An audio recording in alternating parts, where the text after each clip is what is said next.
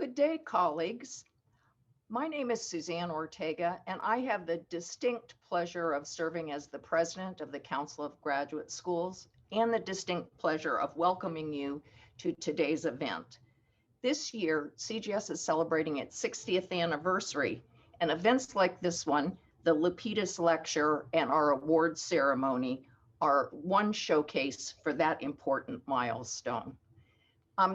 Before we get started with today's events, just a couple of reminders about meeting guidelines. As you know, it really helps with background noise if you keep your microphone muted and your camera off, unless otherwise instructed. There will be opportunities to ask questions through the chat function for the LaPidus section lecture. We'll handle those questions after the lecture, but please submit them at any time you're ready to do so. Please also know that the session is being recorded and will be available to all CGS members after the session. And with that, we will begin and transition to our LaPidus Lecture. First, a little bit of context. The late Jules LaPidus provided 16 years of outstanding service as the fourth president of the Council of Graduate School. His leadership was inspired and visionary. He shaped many of the domains of graduate education, both at home but internationally, through both his writing, his research, and his actions. He's galvanized thousands of deans and graduate schools and administrators to pursue best practices in graduate education. And in August of 1999, the CGS Board of Directors launched a campaign to create the Jules B. LaPidus Endowment to support a series of activities that were consistent with the inspiration and creativity he showed. The centerpiece of each CGS annual meeting is the LaPidus Lecture, to be delivered, in the words of the award, by an international leader whose professional work and values embody Jules' life and work. It is a distinct pleasure to introduce you to our 2020 LaPidus Lecturer, Dr. Phillip Brian Harper. And we're going to see you. Hi, Phil. Dr. Harper is the Program Director for Higher Learning at Mellon, having joined the foundation after serving as Dean of the Graduate School of Arts and Sciences at New York University. He graduated from the University of Michigan and went on to earn an MFA in creative writing and an MA and PhD in English at Cornell. A literary scholar and cultural critic, Dr. Harper has written extensively on 20th and 21st century American and African American fiction, and on aspects of the lived experience in the contemporary United States, including the negotiation of racial, gender, and sexual identities, and various modes of mass cultural production, circulation, and consumption. In addition to publishing numerous articles and co-editing Queer Transections of Race, Nation, and Gender, a special 1997 double issue of the journal Social Texts, Dr. Harper is the author of 4 very well-respected books. He has served on numerous advisory and editorial boards, including the journals PMLA and Profession, and as a member and chair of the James Russell Lowell Book Prize Committee. I could go on, but Phil, I want to turn it over to you for your important discussion of the intersections of the humanities and the social justice agenda. Thanks, Phil. Thank you so much, Suzanne. And it's really a pleasure to see at least the names of many familiar colleagues on my screen, which goes on for several screens. So I guess that's the world we're living in here in the era of COVID and Zoom. It's really my honor to be delivering remarks to you today. And I look forward to any conversation that these observations might inspire. Title of my talk is Social Justice and the Function of the Humanities. And I'm sure that no one listening is surprised that I should invoke social justice in the title of this talk. Social justice, and in particular racial justice, is at this point top of mind for every thinking resident of the United States, whatever that term might mean to them personally. And from a certain perspective, it should be no less surprising that I'm proposing to talk about the humanities. After all, as Suzanne has just indicated, I'm a longtime humanities scholar who recently left a 32-year career as a humanities professor to take a position at a philanthropic foundation dedicated to promoting the arts and humanities. So I'm all humanities all the time. But to juxtapose the humanities and social justice in my lecture title is to suggest that the humanities have an importance that is not just peculiar to me as an individual, but rather is on par with the historical urgency of social justice itself. At the very least, it is to suggest that the humanities have a crucial role to play in the ongoing struggle for social justice, of which we are also conscious at present. Now, it probably goes without saying that I in fact believe this to be the case, and in the relatively brief time I have today, I hope to give at least some indication of exactly why and how it is the case. Before I can talk about social justice in the humanities, however, I need to provide a clear and reasonable characterization of the humanities themselves. And I will observe at the outset that this is an extremely challenging task. In fact, I would go so far as to say that few, if any of us, are well equipped to define what the humanities are, even if we have been working in the field throughout our professional lives. To be sure, there is no shortage of assertions about what the humanities supposedly do, and these assertions understandably tend to have a defensive tone, since they are usually made in response to potential or actual reductions in material support for the humanities at the hands of government or institutions of higher learning. We are all familiar with these arguments, a strong example of which is offered by philosopher Martha Nussbaum in her 2010 book, Not for Profit: Why Democracy Needs the Humanities, which suggests that proper humanities education develops one's capacity for empathy, compassion, and concern for one's fellow human beings, engenders regard for groups that would too easily be conceived as other, promotes personal accountability, and fosters critical thinking. Very large claims for what the humanities accomplish. Now, this proposition seems plausible on the face of it, and it is so eminently appealing that anyone invested in the humanities would no doubt want it to be true. Nevertheless, its lack of validity as a solid characterization of the humanities is attested by the mere fact that not every humanities scholar accepts it.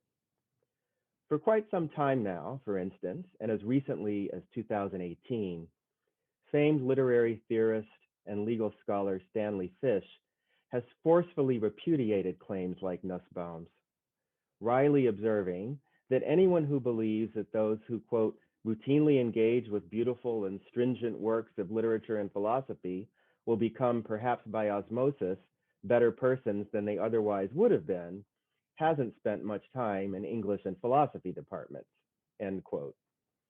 Indeed, Fish provocatively avers that far from potentially producing effective citizens in the manner that Nussbaum claims, the humanities in reality, quote, don't do anything if by do is meant to bring about effects in the world. And further, Fish rejects the idea that the humanities require justification in these terms, since, as he puts it, quoting again, justification confers value on an activity from a perspective outside its performance. An activity that cannot be justified is an activity that refuses to regard itself as instrumental to some larger good. According to Fish, then, it is only right that the humanities should proudly claim and indeed revel in their unjustifiability, since, as he puts it, quoting again, the humanities are their own good, end quote. Similarly, while classicist Justin Stover asserts that, quote, the humanities do need defenders, he too doubts that their defense lies in their necessarily imparting some sort of moral education of the sort that Nussbaum claims, contending instead that, quote, the way to defend the humanities is to practice them, and thereby, like Stanley Fish, locating the value of the humanities within the humanities themselves. Now, given even just this highly condensed and oversimplified version of the debate among humanities scholars about the social utility of humanities study, it is easy to see that there is no consensus about what the humanities do that can help us to define them as a unified intellectual project. If there has nevertheless evidently been a never-ending stream of assertions in this regard over the years, this is likely not only because the humanities have for so long been felt to be under institutional attack, but also because it is easier to mount arguments for what the humanities do, even if those arguments are highly contested, than it is to describe what they are. Indeed, as weary friends and acquaintances of mine could readily attest, I've been saying this to whoever would listen for several years now. And in doing so, I typically contrast the humanities with the natural and physical sciences, a clear definition of which I would argue could likely be provided by even the most novice science student. As others before me have observed, this is because, however varied the specific scientific disciplines in terms of their analytical foci, they are united by a common method whose application in any given research project is more or less readily evaluated by those trained in its protocols. By contrast, it isn't at all clear that the humanities similarly share a unifying method. And even to the extent that they do, it isn't clear that this shared method is distinctly definitive of the humanities in the way that the scientific method is definitive of the sciences. For instance, interpretation and critical evaluation are frequently invoked as the characteristic modes of inquiry within the humanities, but interpretation and critical evaluation are crucial within the sciences and the social sciences as well, and thus are hardly unique to the humanities themselves.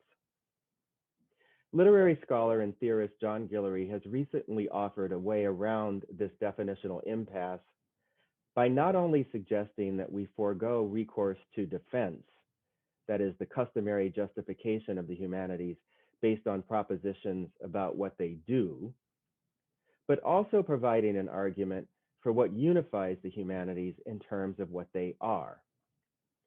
Specifically, Guillory contends that, unlike the sciences, the humanities are united not by a common method, but rather by the specific character of the objects that humanities practitioners study and analyze. Drawing his terms and concepts from the renowned 20th century art historian Erwin Panofsky, Guillory classifies those objects into two categories: documents and monuments, with documents comprising, quote, all of those artifacts or traces of human making, action, or thought surviving into the present, the total accumulation of human artifacts, events, and ideas, while monuments consist of, quoting Guillory again, those artifacts, events, or ideas that have the most urgent meaning for us at any given present moment, and that most demand our recognition or study. Very roughly put then, a monument is the immediate object of a humanities scholar's analytical attention, the phenomenon the scholar endeavors to explain or account for, while a document is the mechanism through which the scholar approaches and strives to make sense of the monument. Now, crucially, far from being static or rigidly bounded, these categories are in fact permeable and fluid, in that, as Guillory puts it, document and monument exist in a relation of reversibility, depending on the context in which they become objects of humanities scholarship. He illustrates this through two examples offered by Panofsky himself: a 15th century German altarpiece and a 1741 contract that evidently specifies the terms for that same altarpiece. Panofsky initially identifies the altarpiece as a monument, the scholar's object of investigation, or as he puts it, the scholar's primary material, and he identifies the contract as a document, the instrument of investigation, or secondary material. But he quickly acknowledges that in doing this, quoting from Panofsky, in doing this, identifying the altarpiece as the monument and the contract as the document, I have spoken as an art historian. For a paleographer or an historian of law, by contrast, the contract would be the monument or primary material, and both of these scholars may use pictures for documentation, ending a quote from Panofsky.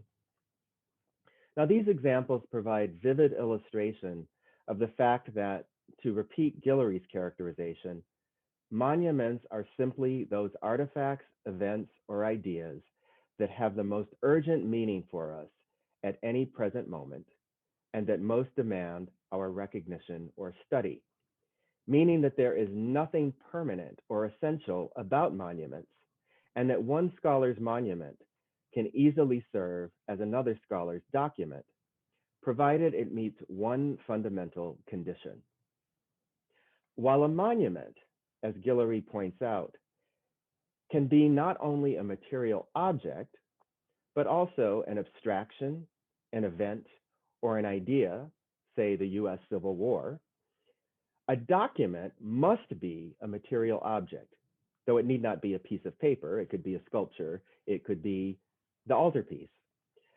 A document must be a material object because it is only through its materiality that it endures through time and thus can convey information about any given monument. It is, as Guillory puts it, the instrument by which the monument reaches us. Inasmuch as the document is the means by which we gain cognitive purchase on any given monument or primary object of research, and inasmuch as many monuments are themselves documents or material artifacts, then documents are the humanities scholars' stock in trade, and we cannot do without them.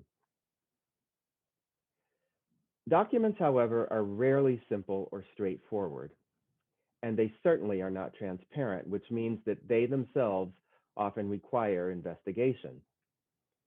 The contract that seemingly authenticates Panofsky's 15th century altarpiece is a case in point, in that, as Panofsky points out, that contract may be an original, it may be a copy, it may be a forgery. More to the point, documents are not necessarily neutral. In one of the most powerful assertions to this effect from within the last century, Walter Benjamin famously proclaimed that, quote, "There is no document of civilization which is not at the same time a document of barbarism. And just as such a document is not free of barbarism, barbarism taints also the manner in which it was transmitted from one owner to another." Now, by document of civilization, Benjamin is referring specifically to what he elsewhere calls cultural treasures, those unique objects that are extraordinarily valuable or important to a particular cultural group, which, according to Benjamin, are typically spoils of conquest that inevitably originate from circumstances of social domination. Such items, as he puts it, quote, "owe their existence not only to the efforts of the great minds and talents who have created them, but also to the anonymous toil of their contemporaries, that is, persons and groups whose very anonymity itself signifies their domination in the historical context from which the treasured object emerged." Now, while Benjamin in his essay makes oblique reference to the repeated sacking and political transfer of ancient Carthage as an illustration of the phenomenon he is describing, we need hardly look back to antiquity for examples of how invidious social and political hierarchies help constitute and thus are effectively concealed within seemingly innocuous monuments of culture. In the 2008 article I have already cited, Stanley Fish argues that because the humanities do not do anything, they, quote, "cannot be justified except in relation to the pleasure they give to those who enjoy them." In response to this assertion, theater scholar Rush Ream noted that the pleasures of culture are themselves not necessarily innocent, and he makes recourse to examples from the contemporary moment as distinct from those from antiquity. Quoting from Rush Ream, our pleasures, he says, frequently generate someone else's profit or serve someone else's interest. ExxonMobil offers you Masterpiece Theater. The Department of Homeland Security sponsors the NewsHour on PBS. The Department of Defense, Lockheed Martin, and tobacco companies bring you the Research University. He continues, many of our pleasures take their toll on other people, whom we may not see or know, and in fact, if the system works properly, we won't see or know them.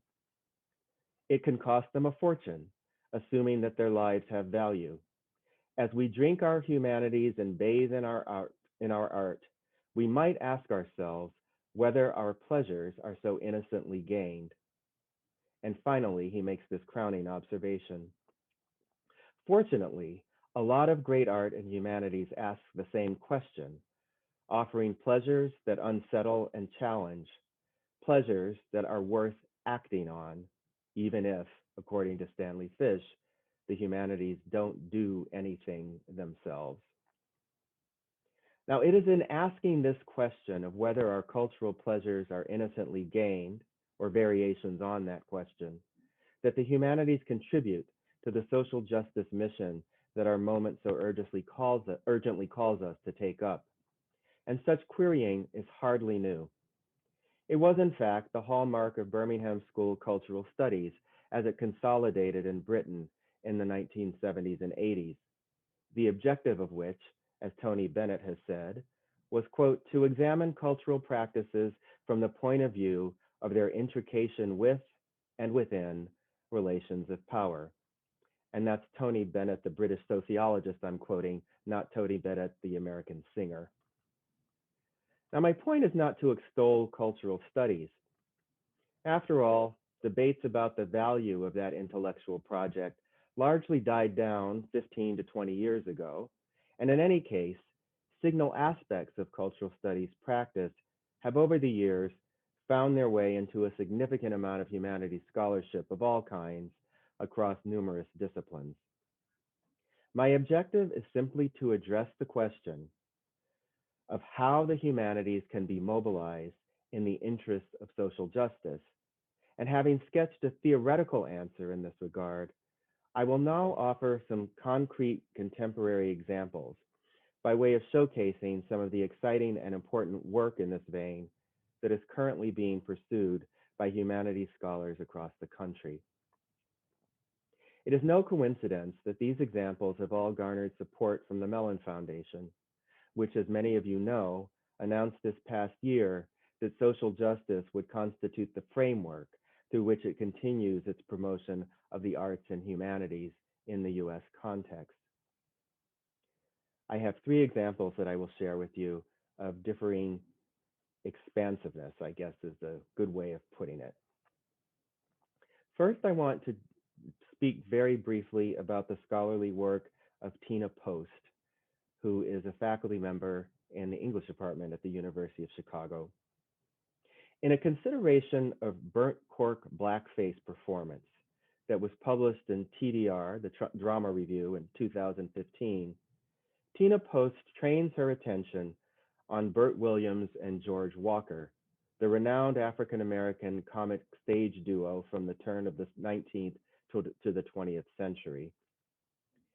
In particular, she notes that, quote, one of the signature aspects of Williams and Walker was that Bert Williams wore blacking, that is to say, blackface makeup, and George Walker did not. Two black men enacting in comic performance on the vaudeville stage, one of whom characteristically wore blackface and the other of whom did not. Now, to use the terms provided by Panofsky and Guillory, in the context of Post's article, African-American blackface performance is the monument. It is the primary object of study, the phenomenon that she is seeking to provide an account for.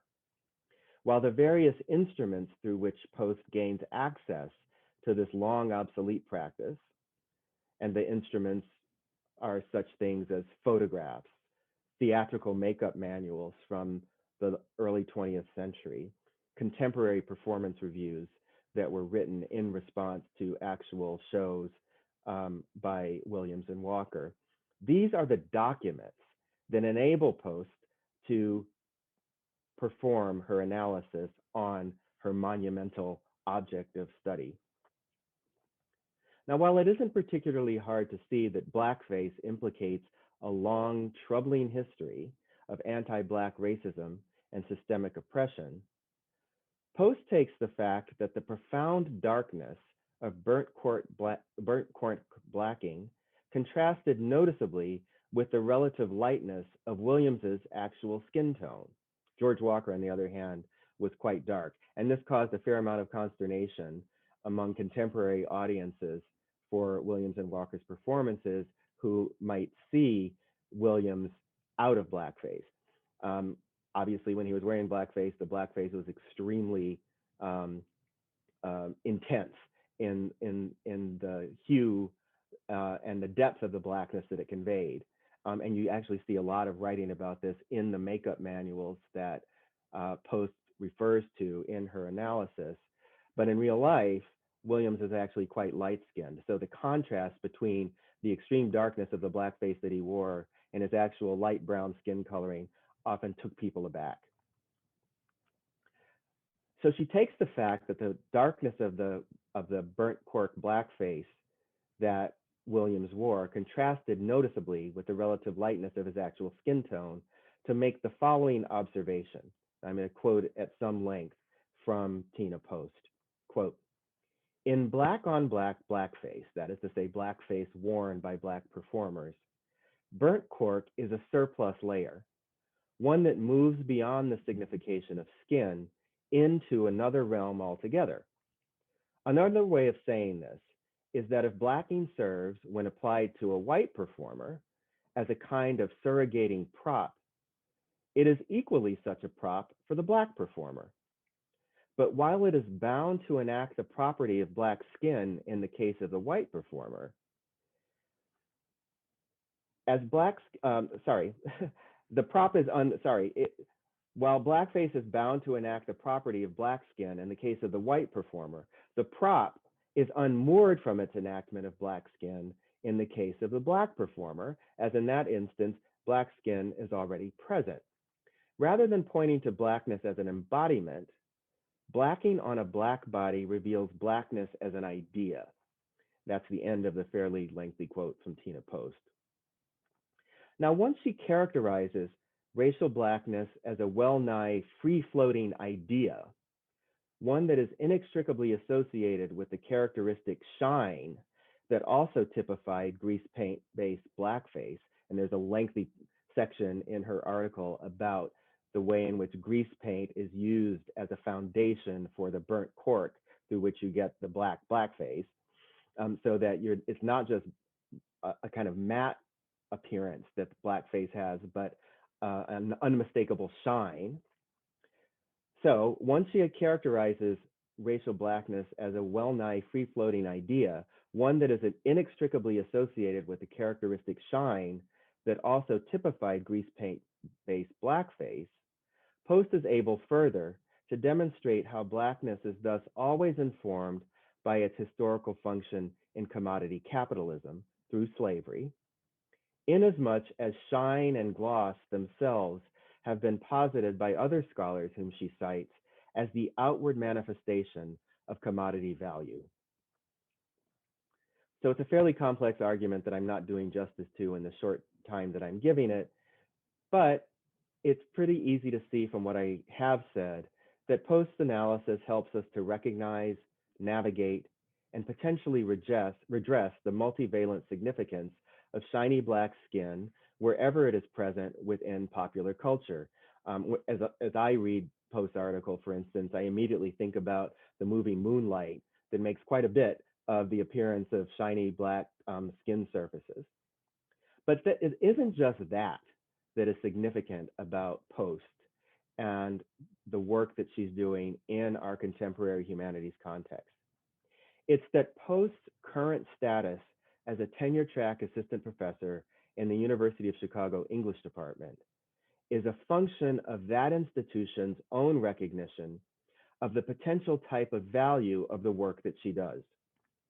A recognition so incisive that it impelled the broad-scale hiring initiative through which Post was appointed to the university in 2018, thereby furthering a rather different social justice objective that the Mellon Foundation has long been invested in. Post was hired at Chicago in 2018 through the Provost Postdoctoral Fellows Program, which was designed to help diversify the university's faculty precisely by advertising in fields that, in which diversity itself is a primary stake, and by providing the selected candidates with ample time in which to gain their scholarly footing before confronting the implacable demands of the tenure clock. Specifically, Provost Postdoctoral Fellows at Chicago are appointed to 2-year reduced teaching postdoc terms that flow seamlessly into tenure track appointments at the conclusion of the term, provided that the incumbent succeeds in the annual reviews that take place in each of the 2 postdoc years. So these postdocs are hired through national searches that are just as rigorous as regular tenure track assistant professor searches, and their postdoc years are funded by the Mellon Foundation, which has long considered the diversification of the professoriate to be a salient social justice objective and has long maintained it as one of its priorities.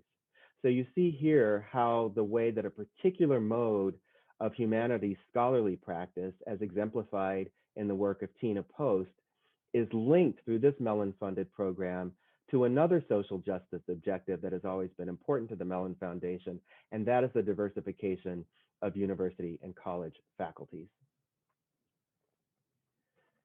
A similar hiring program to that in place at Chicago is just getting underway at the University of Virginia, where it will proceed in tandem with a new undergraduate curriculum in race, place, equity, and democracy.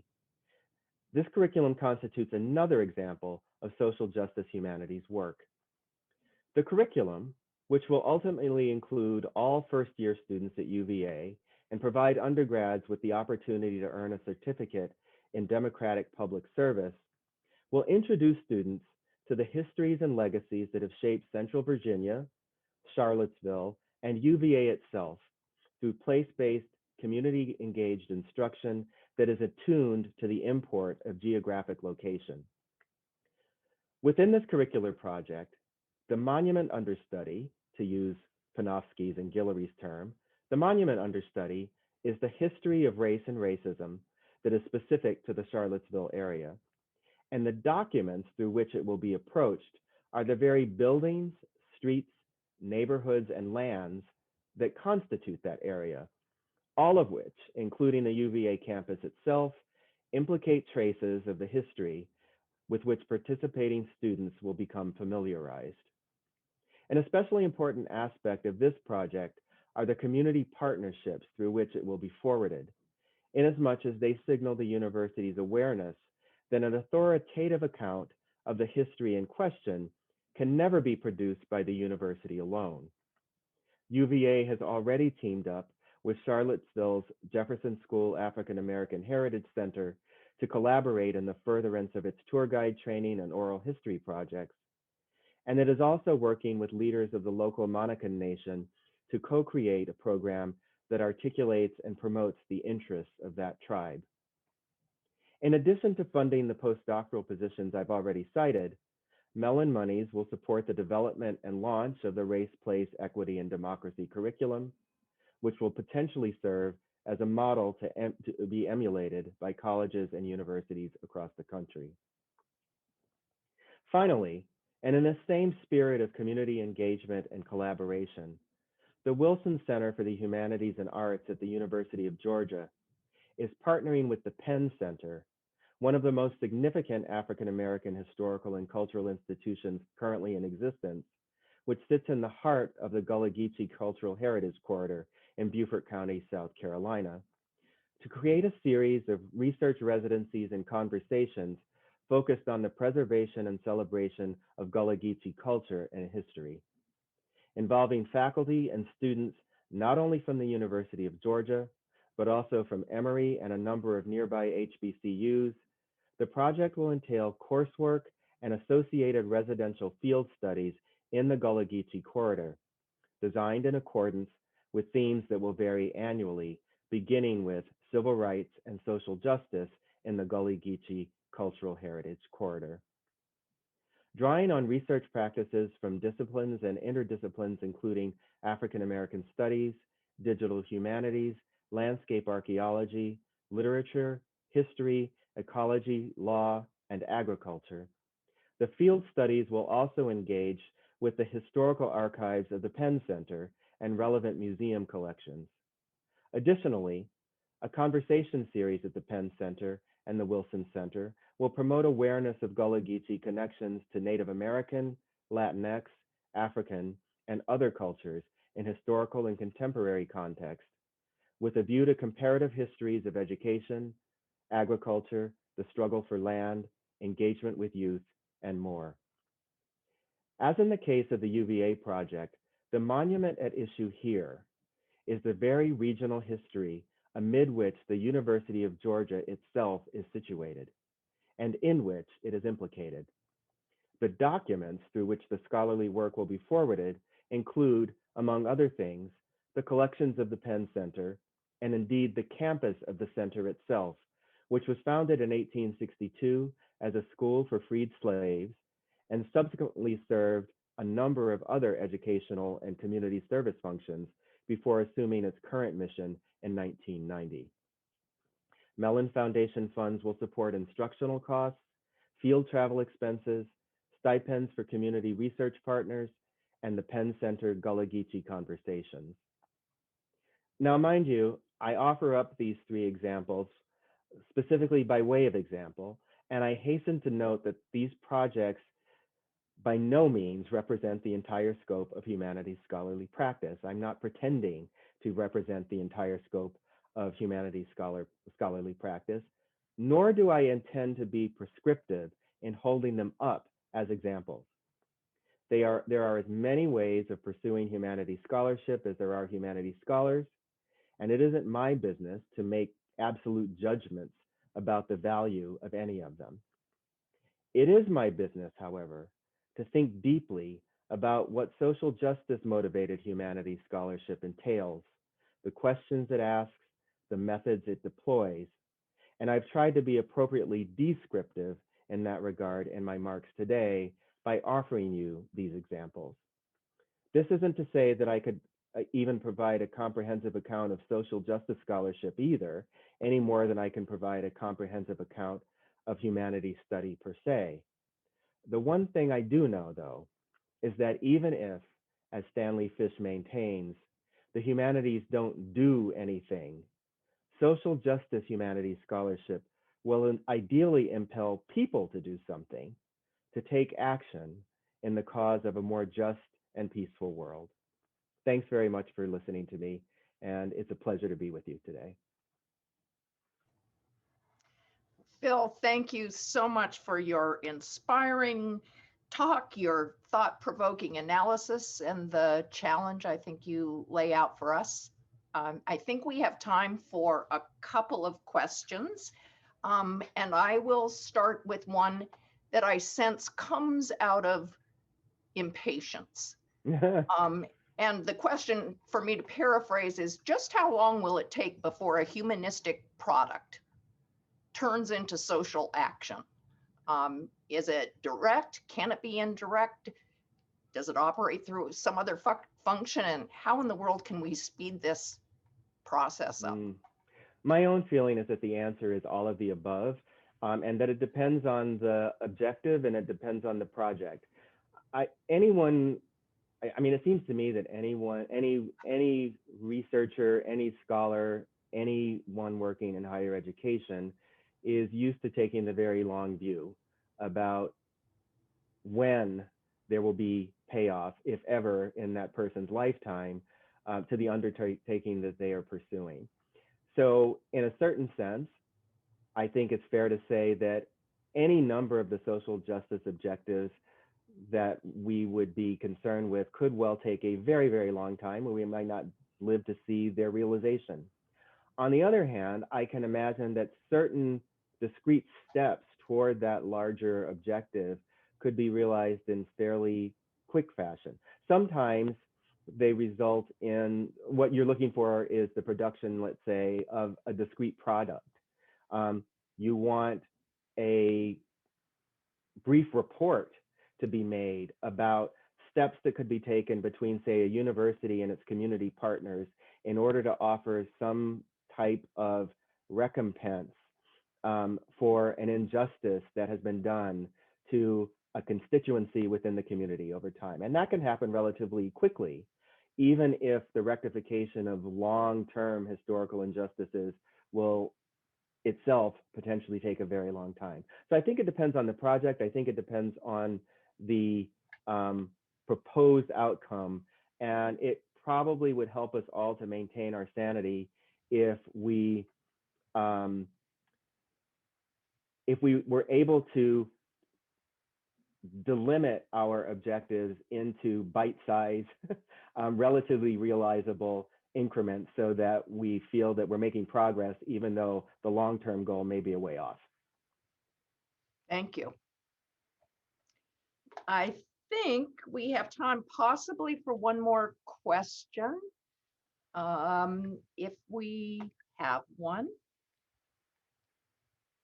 I am particularly, while we wait to see if there's one more question, was particularly taken by your last observation about even if humanities doesn't do anything, that doesn't mean people won't. And maybe therein lies the connection between the humanistic product and its capacity to generate human passion and commitment and energy to right wrongs. I think that's right. I mean, if the humanities are about anything, I think they should be about connection among human beings. Humans are the human and humanities.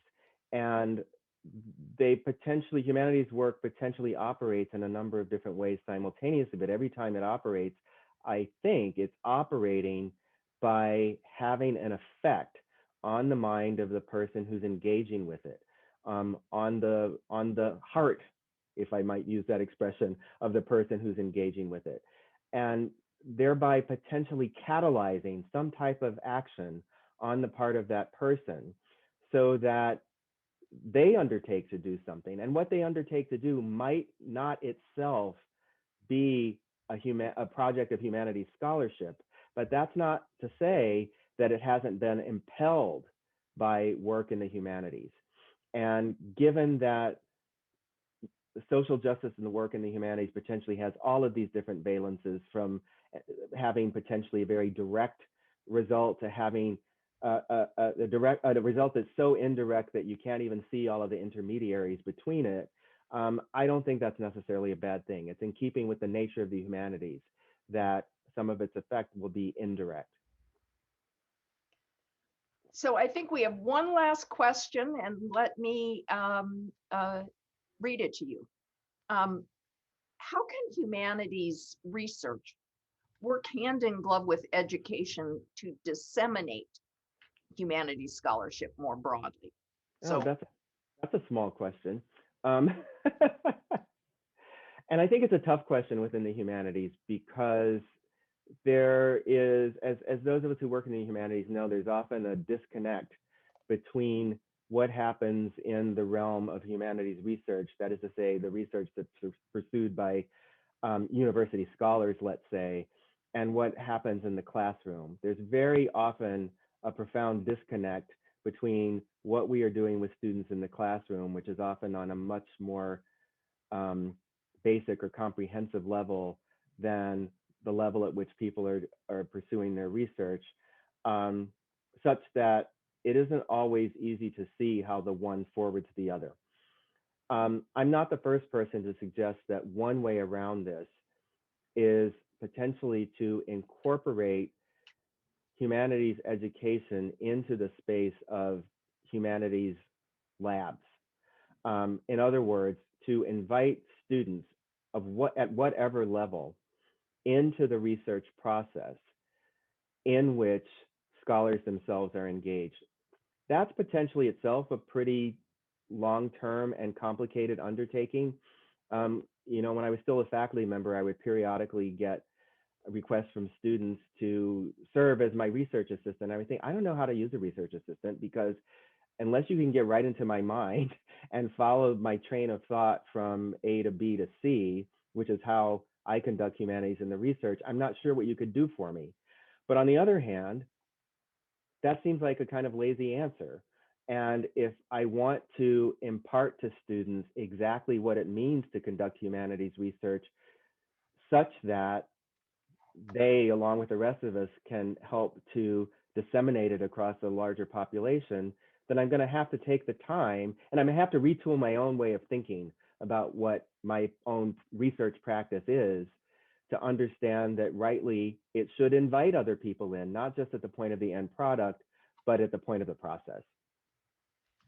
Okay, well, Phil, I think we're out of time. Again, thank you so much for this stimulating talk. And we look forward to working with you at the Mellon Foundation and beyond. So thank you so much, Suzanne. Hear the Thank you for the sounds of hundreds of hands clapping. Thank you. Thank you. Thank you so much for this very gracious invitation. It's wonderful to see you and all my colleagues. Great. Excellent. Well, thank you, Phil. Colleagues, we are now at the point of the program where we will turn to the awards ceremony. This is one of our favorite parts of the year, maybe more important this year in a year of pandemic and unrest, to celebrate the extraordinary intellectual and scholarly accomplishments of young scholars, as well as those who are more established in their careers. We recognize today the signal accomplishments in graduate education of 6 award recipients. We will begin with the 2020 CGS ProQuest Distinguished Dissertation Awards. These awards recognize dissertations that have been produced that make unusually significant scholarly contributions to the field.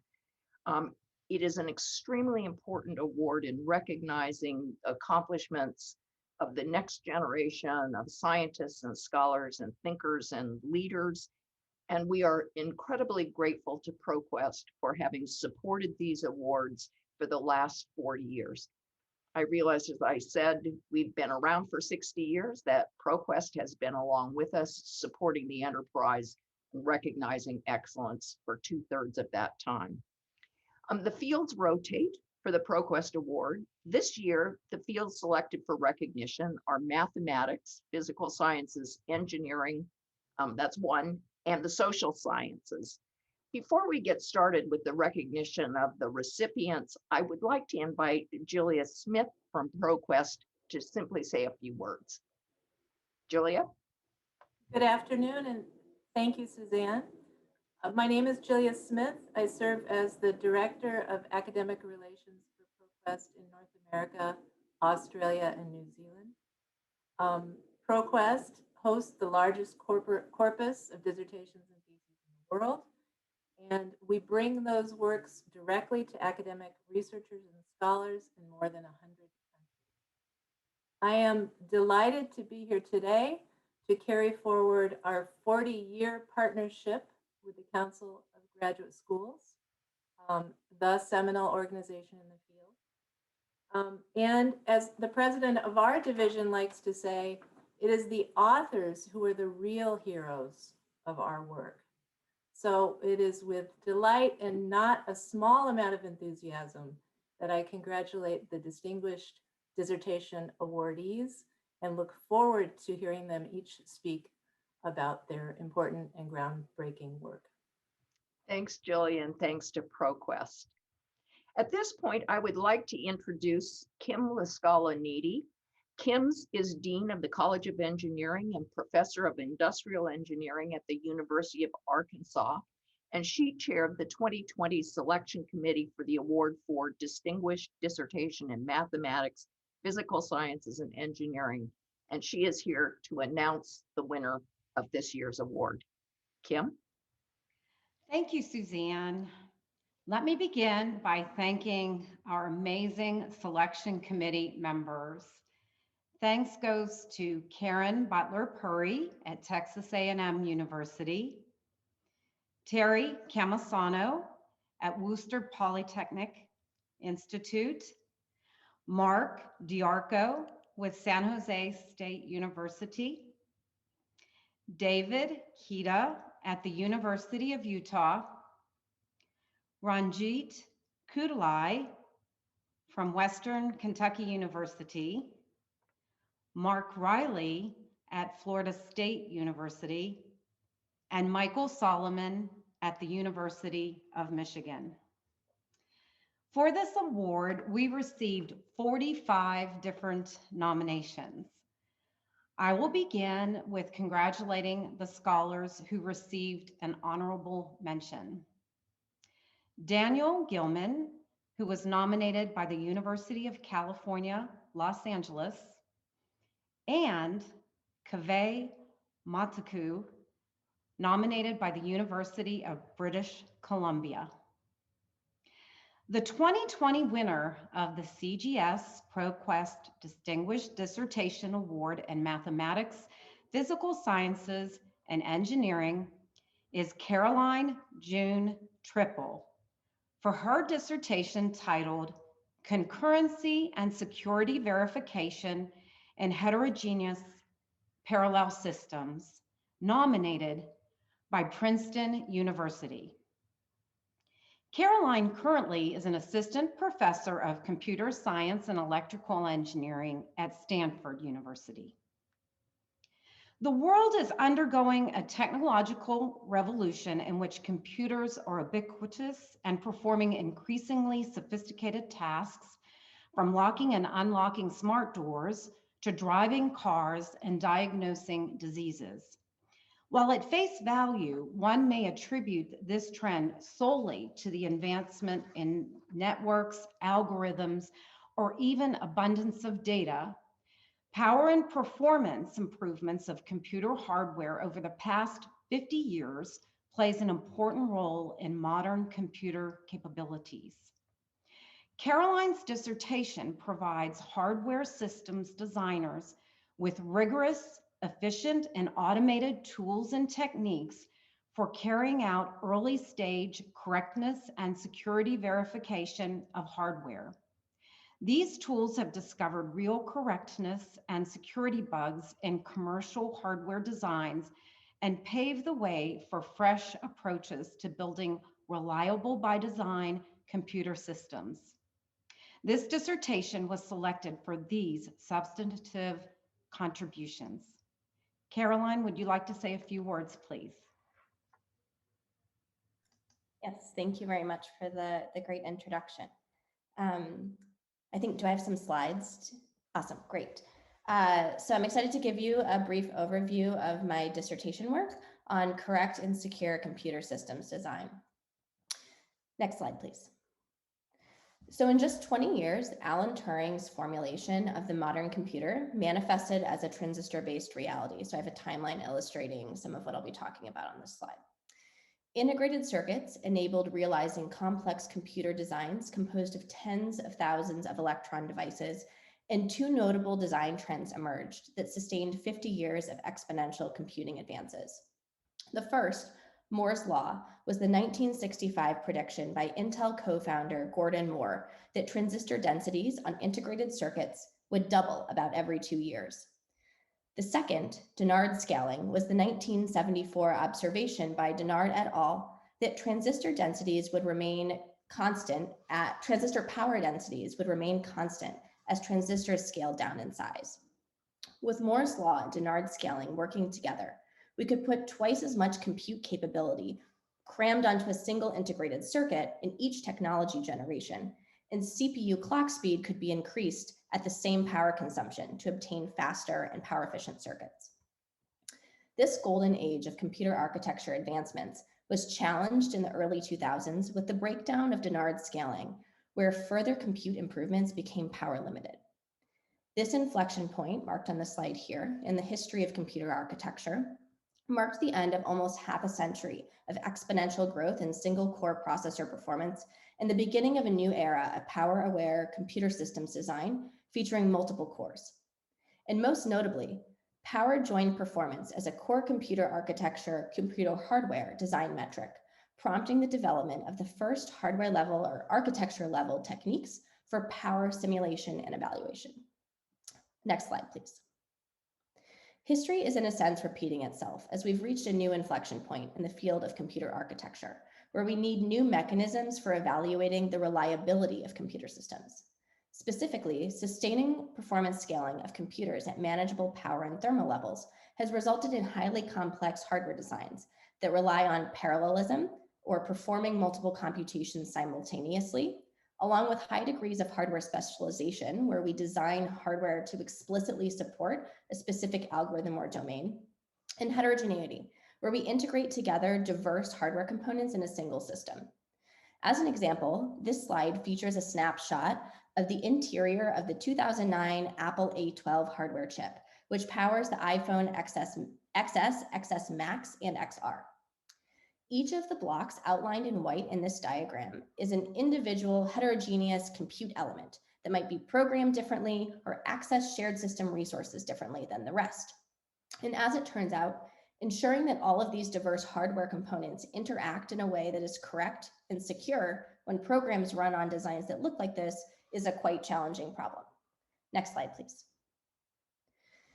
The research vision of my dissertation work is for correctness and security to be viewed as early stage computer architecture design metrics like performance and power. My insight in achieving this vision is the observation that software correctness and security problems can be mapped down to the level of incorrect interactions between hardware modules in one of these complex computer systems, and in turn, ultimately all the way down to the level of problematic orderings and interleavings that take place between hardware level events that result from programs executing on a particular design.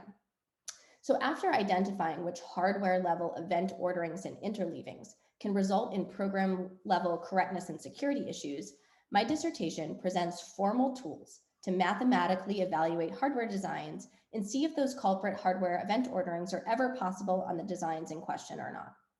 These novel tools for conducting early stage hardware correctness and security verification have discovered correctness and security bugs in commercial hardware designs, including some security vulnerabilities in Intel processors. And more broadly, my dissertation work paves the way for fresh approaches to building reliable by design computer systems.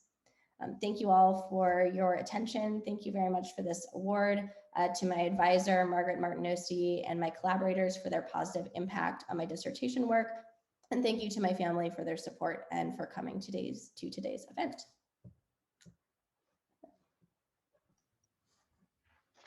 Congratulations again, Caroline. Well done. I would now like to introduce Michael Cunningham. Michael is Associate Provost for Graduate Studies and Research, Professor in the Department of Psychology and Africana Studies at Tulane University, and chaired this year's selection committee in the social sciences. Michael? Thank you, Kim. I would first like to change the view of my screen because my notes just got away. I want to thank our committee members who served on this social sciences committee. Laura Carlson from Notre Dame University, Mark Garrison at Morgan State University, Kate Housett-Corrigan at the University of Nevada, Las Vegas, Nicole Lounsbury from South Dakota State University, Amy Supernet from Memorial University of Newfoundland, Peter Venable at Syracuse University, and Rosita Wooster at Portland State University. And thank you a lot to that committee because it was a arduous task. We had 43 nominations in this category, and I will begin by congratulating the scholars who received an honorable mention. Anna Grumman, nominated by the University of North Carolina at Chapel Hill, and Christina Gautier Hernandez, nominated by Michigan State University. And this year's 2020 winner of the Council of Graduate Schools ProQuest Distinguished Dissertation Award in the Social Sciences is Akil Rao. I will tell you a little bit about Akil's dissertation. The title was The Economics of Orbit Use, Theory, Policy, Measurement. He was nominated by the University of Colorado at Boulder. He's currently an assistant professor in the Department of Economics at Middlebury College. The committee chose this dissertation because they applied tools for economic theory and computer science to environmental and resource problems. The committee selected this dissertation as a recipient of the award because of the innovation associated with the theoretical approach, the rigor of the methodology, and a scholarly and policy relevant promise of the results. And so I hand it over to Akil. Thank you, Michael. Yeah, so I'm going to talk a little bit about some of the stuff out of my dissertation, the findings and the importance and so forth. Next slide, please. So imagine waking up one morning and not being able to use GPS, right? Or hearing about a wildfire or a missile launch where satellite imaging couldn't help monitor the problem. Or being out at sea and losing your only phone connection to the rest of the world. So it's pretty clear that satellites are an integral part of our lives. They guide us to our destinations, they connect people around the world, and they help us respond to natural disasters. Yet even as our reliance on orbital satellites grows, so too does the risk that we ruin our orbits with debris and collision risk. Next slide, please. So ever since humans started going to space, we've been filling the orbital space around the Earth with junk. Old defunct satellites, rocket bodies, even nuts, bolts, and bits of paint clutter Earth's orbits. And stuff in orbit moves fast. We're talking on the order of miles per second. And collisions between these objects can create many, many more hazardous fragments. The worst case scenario, though it's uncertain and it occurs over very long time horizons, is for debris growth to become self-sustaining, that collisions create fragments, create collisions, create fragments, and on and on. A tipping point known in the space community as Kessler syndrome. So from what I've described so far, it might seem like the answer is simple. Let's figure out how to remove junk from space and problem solved, right? Maybe there's some tricky technology bits to figure out here, but harpoons, nets, lasers, that's got to be the shape of it, right? Well, it turns out that it's not that simple. This is fundamentally an incentive problem. Entities that launch satellites don't face the full cost to others, now and in the future, of their actions. If we were to remove all the debris from space today, just magic wand, it's all gone, what we're actually doing is we're making it more profitable for more entities to launch satellites tomorrow. And in so doing, they would create new collision risks, and we might be no better off than when we started. This is the same logic behind why adding new lanes to a freeway doesn't make traffic go away, why stocking a lake with fish won't stop anglers from overfishing. That's why there's that fish picture there. The key insight from economics for these kinds of problems is this: without a way to secure exclusive property rights to use the resource, people will use the resource until it's no longer profitable to do so, whatever that means for sustainability. This is called an open access problem.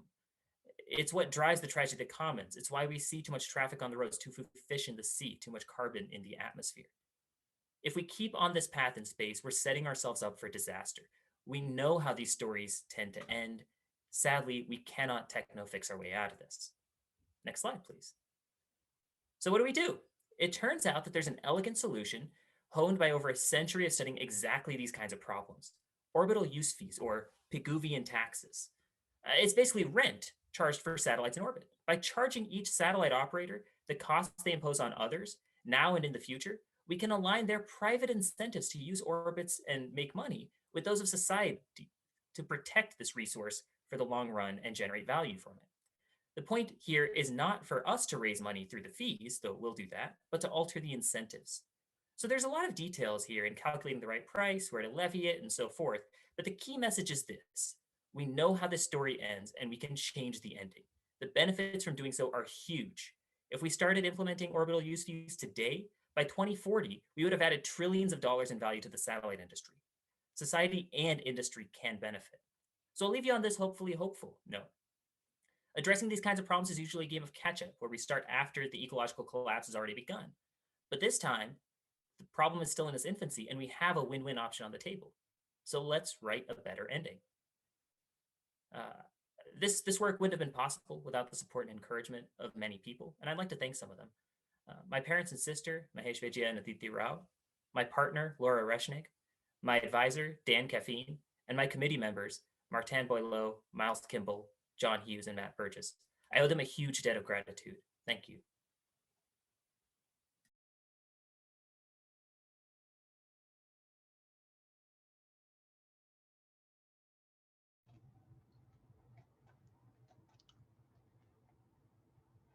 Well, there I am. Thank you, Akil. You just knocked my socks off, and you too, Carolyn. Thank you so much for the extraordinary work you're doing. The quality of the nominations was extraordinary, and you should know how much we value and recognize your contribution. And once again, give thanks to ProQuest for making these awards possible. Thanks from all of us to you scholars. Thank you. So at this point, we will move to the Gustav O. Arlt Award in the Humanities. The Arlt Award was established by the first president of the Council of Graduate Schools, a humanist in background who was largely instrumental, I might add, in the study that led to the creation of the National Endowment for the Humanities and the National Endowment for the Arts. It recognizes, the award recognizes his commitment to the humanities, but more importantly, an early career scholar who has written a book that represents an outstanding contribution to scholarship. It has rotating fields of competition, and this year's field was the arts, which includes art history, art criticism, conservation, and music. I would definitely like to thank the Arlt Committee for their service and the thoughtful job they did in reviewing nominations. Those committee members were Paul Cantonese from Columbia College of Chicago, Carol Giannetti, now at New York University in Abu Dhabi, and George McConnell at Bemidji State University. And the 2020 Gustav O. Arlt Award in the Humanities is Meryl Gensheimer, Associate Professor of Roman Art and Archaeology at the University of Maryland, College Park. Her degree was completed in 2013 at New York University, and the award is based on her book, Decoration and Display in Rome's Imperial Thermae, published by Oxford University Press. I'm going to let Meryl tell you about her work, but what stood out to the committee was the interest she gives in illuminating the importance of bathing to the Roman style of living, how this importance was signaled in the creation of magnificent baths in the city of Rome by imperial patrons who sought to enhance their politics and political stature. In the book, Dr. Gensheimer facilitates new understandings of the beauty of the baths, of the visual experience of the baths, but the book also explores how imperial patrons could use architectural decoration to emphasize his socio-political position relative to the thousands of people who enjoyed the benefaction, and in the end, demonstrates that the monumental baths were hardly an act of altruism. But Meryl, I'll turn to you to let you tell us more. Thank you, Suzanne, for that really kind introduction. I'm delighted to be with you today and just to share a little bit about my book project. If I could have the next slide, please. Just to situate us all to a really widespread cultural phenomenon in ancient antiquity across the ancient Roman Empire. So that would be from modern day Britain to modern day Morocco, from Spain to Syria. A visit to the baths was the highlight of the day and an important social event, as this epitaph from Ludunum, modern Lyon, France, attests. Written by a husband for his wife, it exhorts the visitor to the tomb, quote, "You who read this, go bathe in the baths of Apollo, as I used to do with my wife. I wish that I still could." My book uses a multidisciplinary approach to integrate archaeological, art historical, and literary evidence with spatial syntax theory to reconstruct something that was so vital to people's daily routines and relationships. After all, if we want to understand Roman daily life, then we need to understand the ways in which Romans spent hours each afternoon. Baths and bathing impacted a wide range of people of every social class. If I could have the next slide, please. I particularly focused on the baths of Caracalla in Rome, which were inaugurated in 216 CE. On the left, you can see the central hall or the frigidarium of this colossal 27-acre complex as it appears today. But the image on the right is a reconstruction of the space as it might have appeared in antiquity, before the vaults collapsed and the floors and walls were stripped of their marble and mosaic embellishment. And maybe it's that image on the right that's most helpful in reminding us that originally the baths of Caracalla were exquisite. And even today, they're the best preserved example of a Roman bath complex sponsored by the emperor himself. And they allowed me to address my central question, namely, how did the emperor's endowment of such expensive infrastructure impact Roman daily life? Between 6,000 to 8,000 people use the baths of Caracalla daily.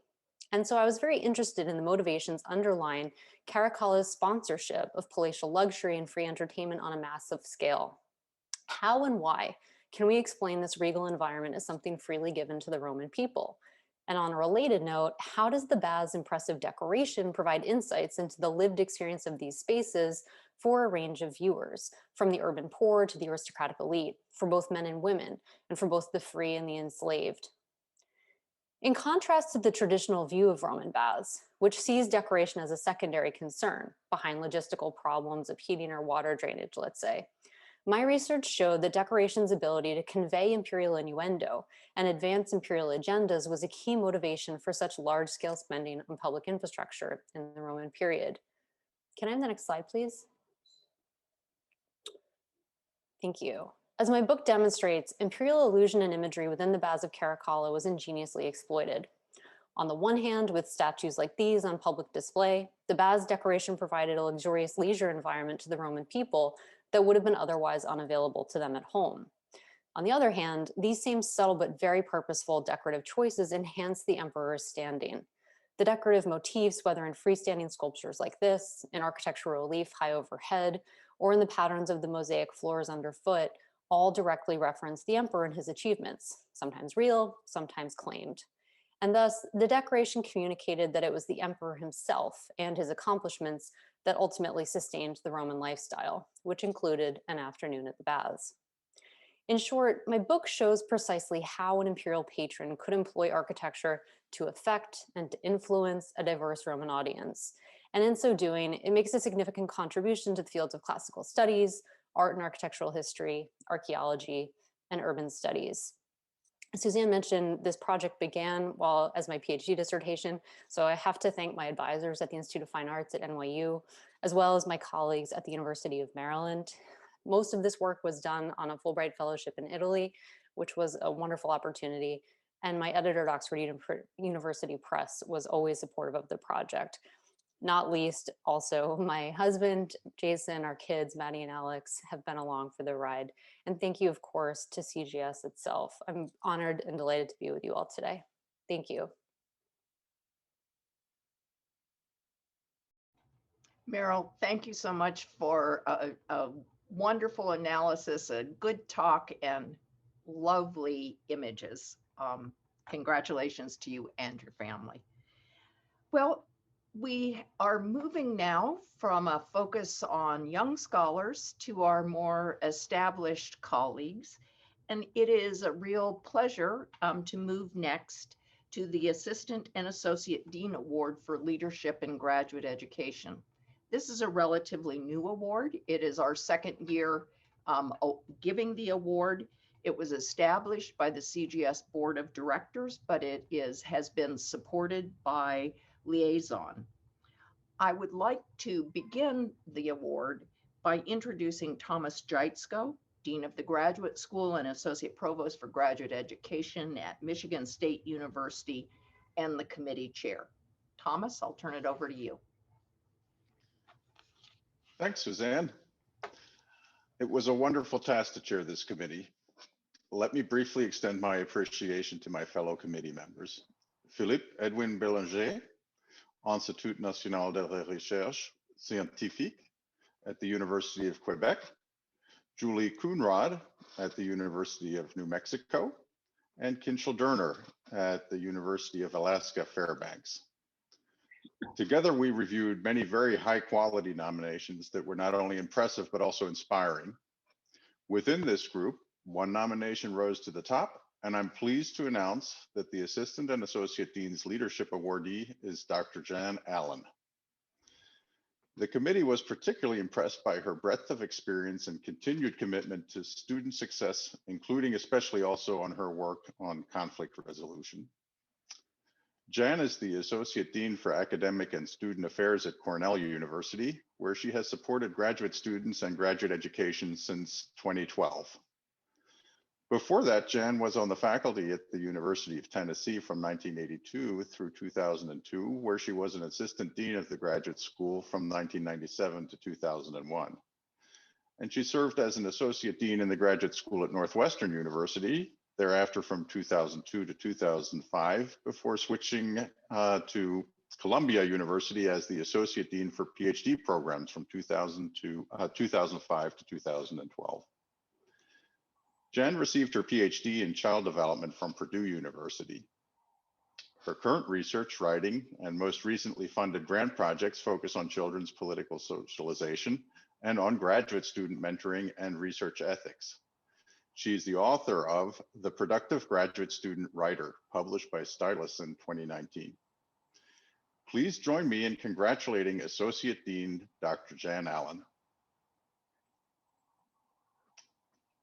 Jan, I hope you're going to join us now on screen as well. You have made so many contributions over the course of your career, and I'm wondering if there's one of which you are particularly proud. Maybe it required a heavy lift in terms of institutional policies or practices, maybe because you had to build it from scratch, or maybe because you had to do a swift pivot. Can you tell us something about that project and what you learned from it? Thomas, I've been fortunate to get to develop or lead many new initiatives over the years, some suggested by my very visionary deans I've worked with, and others where I've had deans and provosts who've been very supportive of associate deans proposing and creating new projects. I tend to look at projects that have the greatest impact for students. I think of a campus-wide mentoring program at Tennessee, developing and hiring staff for a new training grant support office at Northwestern. But most recently here at Cornell, and prior to that at Columbia, one of the most satisfying has been developing our fellowship application writing resources for graduate students. These include workshops, consultation and draft review sessions, online fellowship tips, listserv, and other online resources and templates. It's been very satisfying because we get to so quickly see the outcome of our efforts. Cornell students are very successful at winning outside awards. And for all students, I think it's important skill development for graduate school and beyond. And I see these chances to work with graduate students, particularly in professional development, as a formative focus group that lets me learn from them about their experiences and needs every time I meet with them. Wonderful, thank you. And I do know that you have worked with outstanding deans. And I also know from your nomination materials and from my own experience that oftentimes deans get their ideas from great people who work as associate and assistant deans. And in your case, I actually know from the nomination material that a lot of people have benefited from ideas that you created. So thank you. As we move into 2021 with its lingering challenges, but lessons learned and new opportunities we might not even yet recognize, is there something you were particularly looking forward to working on? Well, I'm really looking forward to using what we have learned when we move to online formats to provide academic support and professional development to our graduate students. First week that we moved online, mid-March, this past year, a very special and collaborative group of NAGS members started meeting weekly every Friday evening to support each other. But at that first meeting, we decided that we would share invitations to all of our virtual and online workshops with all the graduate students represented by the NAGS member institutions. This collaboration, I don't think we anticipated it, but it created communities of support that reached in really important ways beyond our own institution to include graduate student peers from other schools. So this continued collaboration and opening our virtual resources to others is what I'm looking forward to the most. I mean, I'm just thinking about what we can accomplish if graduate schools across our regional associations and across CGS begin to collaborate in new ways, all thanks to what we've learned in the past year. I'm going to give you an example because right now, today, we're on day 5 of our second virtual dissertation writing boot camp at Cornell. And students from the University of Iceland are on course to receive the most productive writer awards. I think it's because when we open our boot camp at 7 a.m., it's already noon in Reykjavik. So they're writing a lot. And in June, it was students from the New School, University of New Hampshire and University of Maryland who created multi-institutional writing support groups that continue to this day. So I'm not just learning from our Cornell students, I'm learning from students across all of our NAGS institutions. That's wonderful, Jen. I really like that. And in fact, it's not only something you're looking forward to, it's something you're already living and will be able to push forward. That's really nice. Let me close by asking or observing and then asking, you know, there are always people without whom you could not have succeeded in all that you undertake. And so in our last minute or so, would you like to recognize those colleagues, friends, and family who have played such a role and may have been an important part in your many accomplishments? Thank you, Thomas. I'm grateful for all the deans and the colleagues with whom I have worked over the years and over the institutions, but especially my deans at Cornell. Barbara Newth, who's now the CGS Dean in Residence, put together such a strong, skilled, and collaborative team that I get to work with. And since October, Vice Provost and Dean Catherine Bohr has brought such compassion, support, and positive energy at a time when I can tell you we really, really needed it. I have already learned so much about compassionate leadership from Catherine, and I can't wait to all back together so that you all can meet Catherine Bohr. My colleagues, Jason Kahapka, Sarah Hernandez, and Jana LeMay have such a deep and enduring commitment to graduate students. Their willingness to be supportive, kind, and energetic collaborators with me is an inspiration to me every day. And I want to mention colleagues in NAGS who have become my go-to group. Elizabeth Kinney, Carrie Moorhead, Leslie Hunt, Aaron Golemboski, Suzanne McIntyre, Brad Nelson, and Scott Delcourt, and all of the NAGS board. You do so much more than just lead NAGS and serve your own institution. You provide support, you've shared innovative ideas, and you bring the fun to our meetings as well. And my final thanks is to CGS staff and all CGS colleagues and friends. I remember very well my very first CGS meeting, and I guess you've given it away. It was December 1997, that long ago. But I remember returning to University of Tennessee and telling my faculty colleagues that I'd never been to a conference where colleagues were so supportive and collaborative and really wanted to help new assistant deans. And so through my institutions and my moves from full-time faculty to full-time administration over the years, CGS has really been an essential constant in my life. So I thank you all for that. Thank you so much, Jen. And thank you also for everything you do. Once again, congratulations.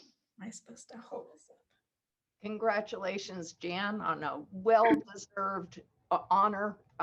We look forward to your energy moving forward.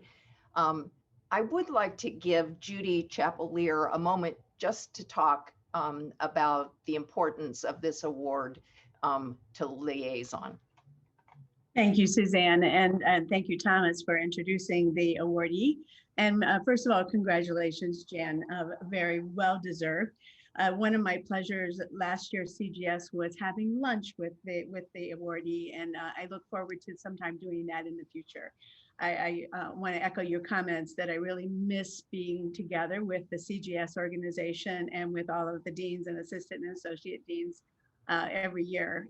So hopefully next December, we'll all be back together and doing that. So on behalf of Liaison, it is with great pleasure that we're able to sponsor this award with CGS, and I hope that we will be doing it for many, many years into the future. At Liaison, we work with over 1,000 institutions and process more than 2.5 million applications for your graduate programs. And so look forward to working with each of you individually as well as with the CGS organization. Thank you, Suzanne. Thanks, Judy. At this point, we will turn to our next award, the Deborah Stewart Award for Outstanding Leadership in Graduate Education.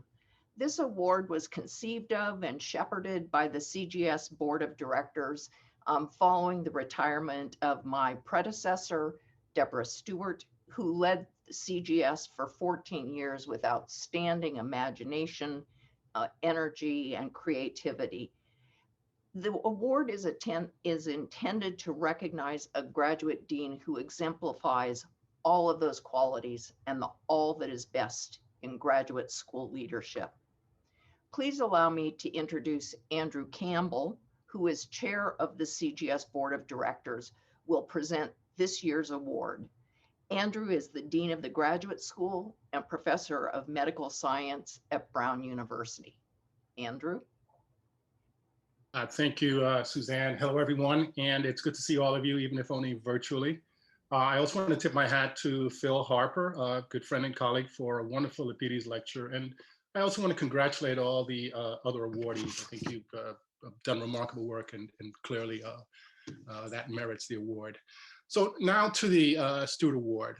This award was really created to honor deans who exemplify leadership qualities shown by Deborah Stewart.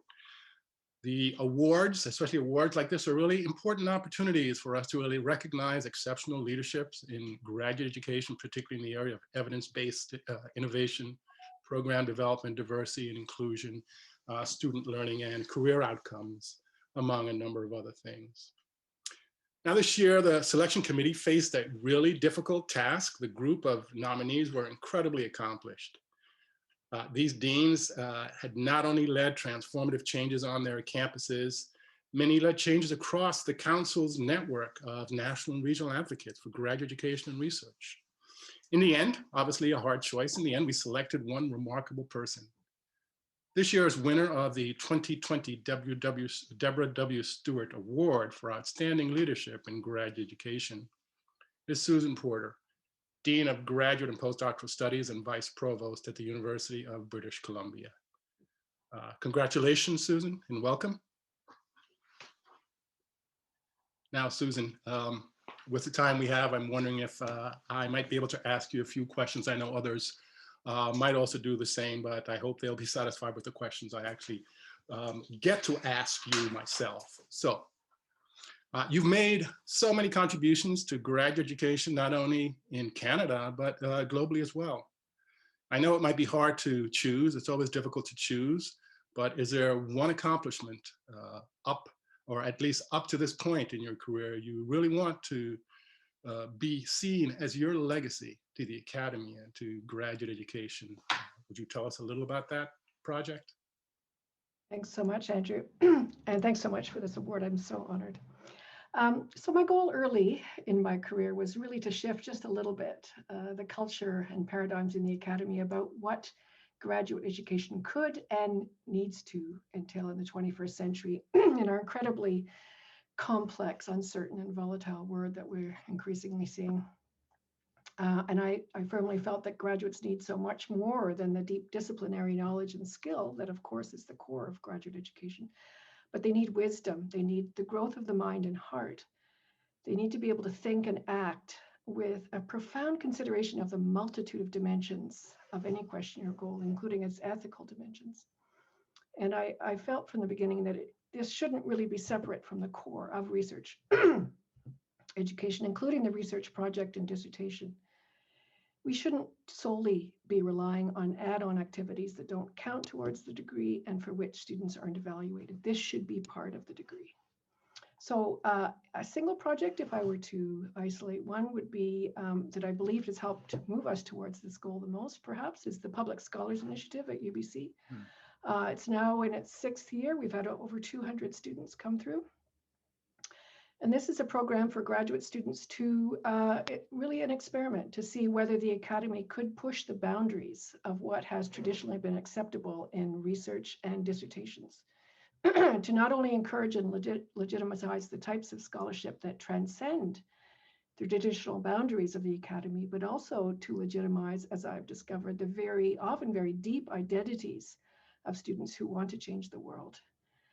And who want to make a difference right now. We should encourage that, not suppress that. It was interesting, Suzanne's question to Dr. Harper of humanistic products. I can tell you that through the PSI and apart from the PSI, for which that has definitely been a goal. We've seen humanities students producing, among other things, computer programs for writers, public materials for engagement, teaching, and advocacy, video games that build on the students' research, and a plethora of other types of scholarship and products. Great, thank you. Let me just ask one other question, just really thinking about the past year, the pandemic and other uncertainties, and thinking about what you've seen, old issues being clarified or new issues emerging. In terms of priorities for 2021, what would you put at the top of that list? Well, I think just continuing to get through the pandemic, I have continuing to-dos that include, top of the list include student finances.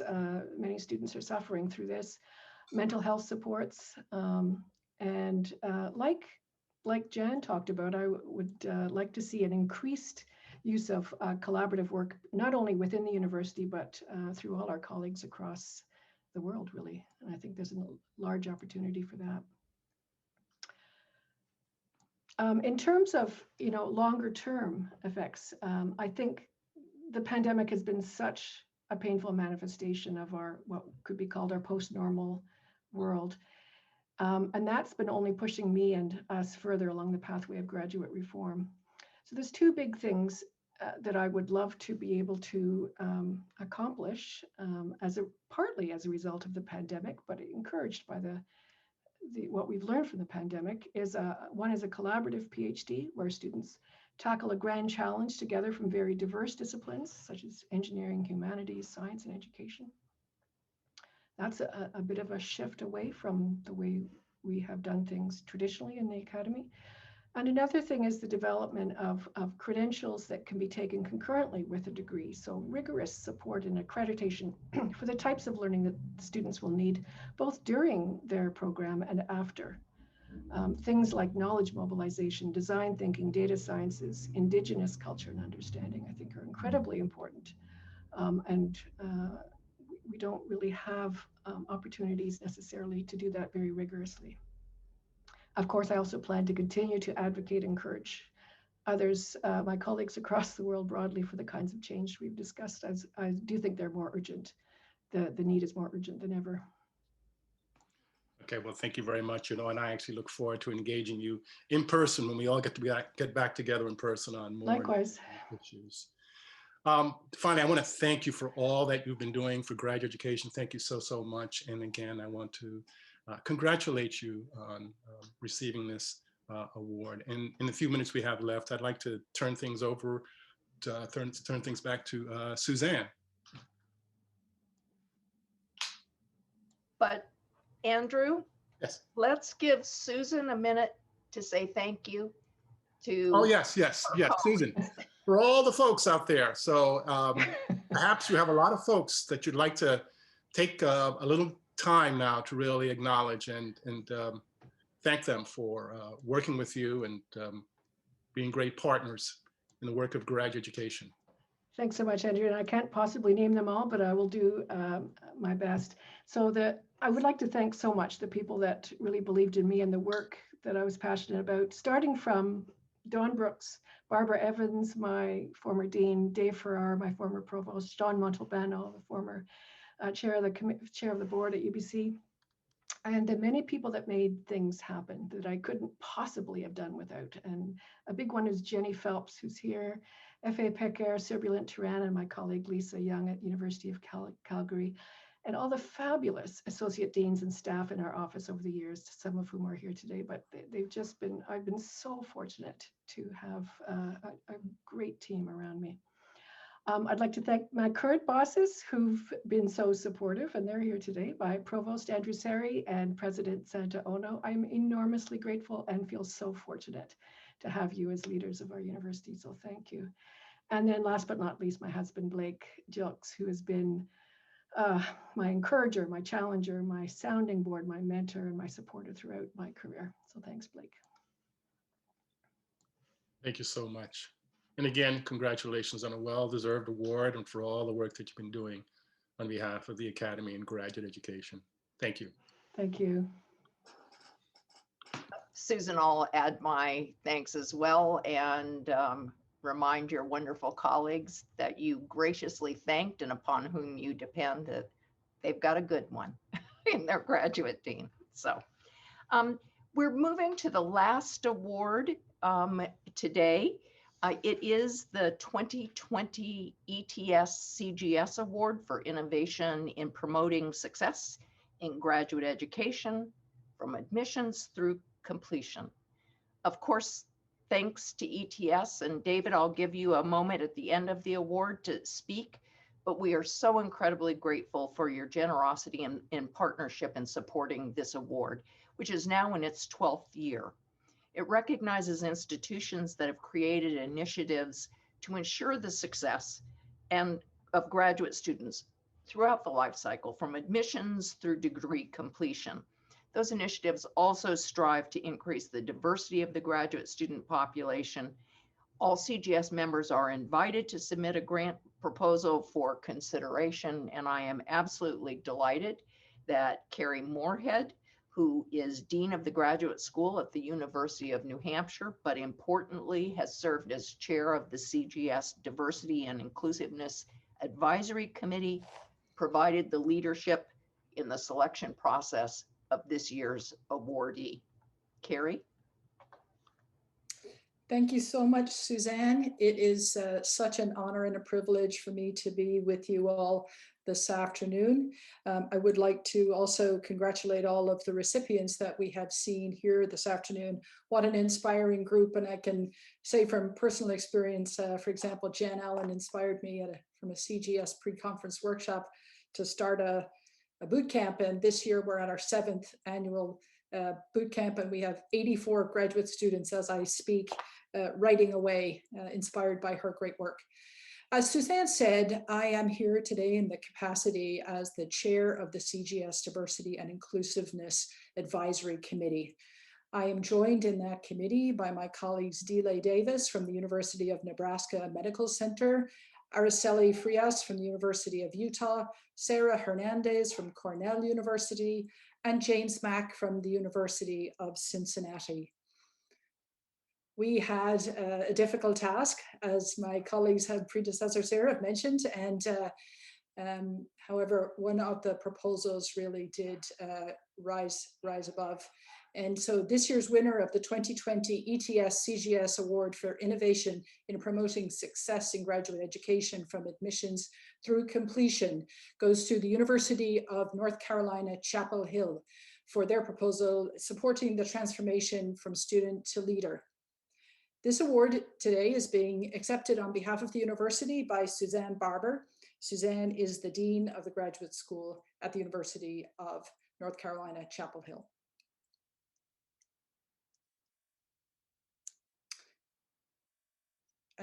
Suzanne, congratulations. Your work could not be more timely. To frame our discussion, I'd like to acknowledge the position that you have taken here, very specifically that it is imperative that graduate schools act to directly address our own racial climate, our racial campus climate. And to that end, the University of North Carolina, Chapel Hill's Graduate School has developed a learning communities pilot project for both graduate students of color and faculty. The intent of this pilot community is to create safe space in which to raise cultural awareness around bias and systemic racism. And I'm really excited to have a conversation with you today around this project. Can you tell us what you see as the most critical elements of your proposed project? Sure. Well, first, thank you for your confidence in our approach. We're very, very honored to receive this award. And that's a really interesting question, Carrie. Our project is really an extension and expansion of some important work that our diversity and student success team has been doing for quite a number of years. Our team's done just a fantastic job of building community for underrepresented graduate students at Carolina. And we have several initiatives through which we do that. For example, we have an initiative for minority excellence. We have an initiative called Carolina Graduate Student First for first generation students. We have an initiative for military affiliated students. We have a QGAPS initiative for our students from LGBTQ communities, and we have a Global Grads initiative for international students. But one thing we realized is we can build all kinds of community for students while they're in the graduate school, but sometimes we send them out into departments where, quite frankly, the environments are unpleasant at best, and then they can really marginalize and reduce the likelihood that our students are going to be successful.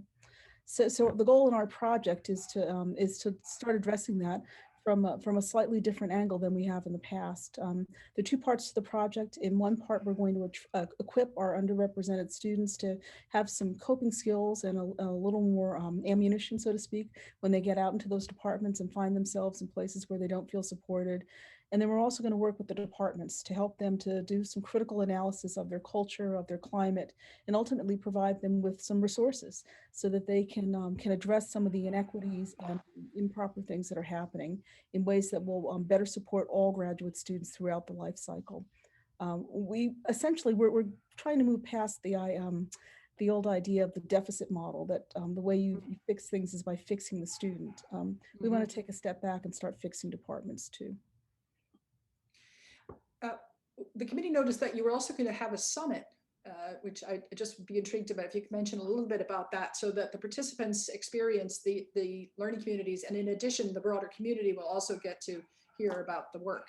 Yeah, absolutely. That's a big part of the summit. The other thing we think is very important about the summit is it's an opportunity for us to bring the student learning communities together with the departmental learning communities so that they can learn together. And we've got a number of strategies built into the proposal that will allow students to effectively inform faculty of what their true lived experience is as graduate students here at Carolina. Thank you. Given the importance and timeliness of your receiving this award, have you had any new insights as to how to more rapidly expand participation in the project, or to maybe shift the scope of the project at this point? Yeah, we're just getting started on the project now, and we've got 4 departments that are excited and are on board with us. We were very lucky this fall in that we had another pilot project we were running, and one of the graduate students in that project made us aware of a tool called the Racial Equity Map, which she's a coordinator for. The Racial Equity Map is an objective tool that organizations can use to assess their climate, their culture. And so through this graduate student, whom we just happened to meet through another pilot project, we're going to have access to the Racial Equity Map and be able to make it available to departments to take, again, that objective look at their climate, their culture, and some of the things that they accept as dogma, they accept as gospel that maybe they shouldn't be doing. Fantastic. What will success look like? And how Yeah, will you know? Accountability is a big part of this. You know, for too long, I think there's been a tendency to do this kind of work and then not ask, have we achieved what we want to achieve? Again, I think the racial equity map is going to be very helpful to us in that regard because it is objective, and we can use it as a pre-post to get a sense of whether we've moved the needle. Probably even more importantly, our diversity and student success team has over the years built up a really strong relationship with our graduate students.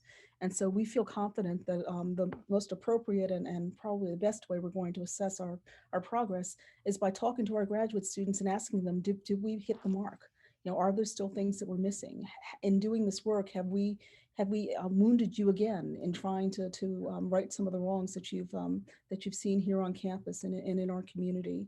And so we think it's through these relationships with students that we're ultimately going to get the best and most appropriate data that will help us to figure out whether we're making a change. And quite frankly, that it's the students we really need to be accountable to when we do this important work. Absolutely. Well, we were really inspired by your work, and on behalf of the committee, just really so delighted that your leadership is providing your community with this wonderful opportunity. And while you've been central to this, I know you have colleagues that you're going to want to share with us in thanking them for their work in this regard. Absolutely. Thanks, Carrie. Well, first, of course, I want to thank the ETS and CGS for your confidence and for this investment in our success. And we will be accountable, and we look forward to letting you know how things go. I have 2 colleagues who are on the call, Kathy Wood and Maria Erb. There's Maria and there's Kathy. Kathy and Maria were in Maria's case, she's moved on to a wonderful position at Boston University, but they were co-directors of DSS, of Diversity and Student Success. And so they envisioned that amazing platform of programming that has built community for graduate students over the years, and really made our underrepresented graduate students feel as though they had a home. Kathy and Maria realized that there was more work to do. And it's their passion, creativity, and common sense, quite frankly, that resulted in the proposal that you all have supported. And so I thank Kathy and Maria for all they've brought to the table, all the things that they'll do in the future. And on behalf of myself and all the students that they've made a difference for over the years, thank you. And you've just been an absolute inspiration to me. And again, I thank the CGS and the ETS for investing in us and giving us the chance to do this really important work. Well, Dean Suzanne Barber and your colleagues, thank you so much and congratulations. I'll now pass it over to Suzanne. Thank you. Suzanne, I will also echo congratulations to you and all the other award winners. And David, I'd love to have you as Vice President and COO of Global Education Division of ETS say a few words about the importance of this award for your work and our work together. Thanks, Suzanne. And I also want to say that, Suzanne, I would really like to thank you and all of your colleagues at CGS for continuing this award ceremony during the pandemic. There have been multiple observations this afternoon about how much we love these award ceremonies. Listening to Suzanne Barber talk about the programs that they're putting together at North Carolina is truly inspirational, and I'm looking forward to hopefully next year being back together so we can have face-to-face meetings on this. On behalf of ETS, I would like to thank CGS for giving us the opportunity to co-sponsor this award. This is really an award where we try to recognize the innovative work that's being done across the country, not only to focus on admissions, but to look at the entire student journey from initial exploration of interest in graduate and professional school through admissions to program completion and then on into career. We started sponsoring this award so that we could identify innovative efforts and then propagate those to the graduate community. And we've been so pleased with the work that's been done. I would like to thank Kerry and the selection committee again this year for going through each of the applications. I would also like to congratulate and thank each of the graduate programs that submitted proposals. I know that there is a lot more innovative work that's being done across the country, and part of the spirit of CGS is that we all work together, and that's one of many things that we all love about our CGS meetings. So Suzanne, to you and your colleagues at the University of North Carolina, congratulations. I am really looking forward to seeing the data that you're collecting and the impact of the programs that you're putting in place. And hopefully when we get together for face-to-face meetings, I can hear more about the successes that you've had and other programs across the country can share in those. So again, I will turn it back to Suzanne Ortega. And again, thank you very much. Thank you, David. Well, we are closing this really affirming and positive event simply with a note of congratulations to all of our honorees, with thanks to our selection committees, to those who put forward the nominations, to ETS, Liaison, and ProQuest for their support, to my CGS colleagues here in the office who make sure that we get together as seamlessly as possible, and to thank you all for joining us today.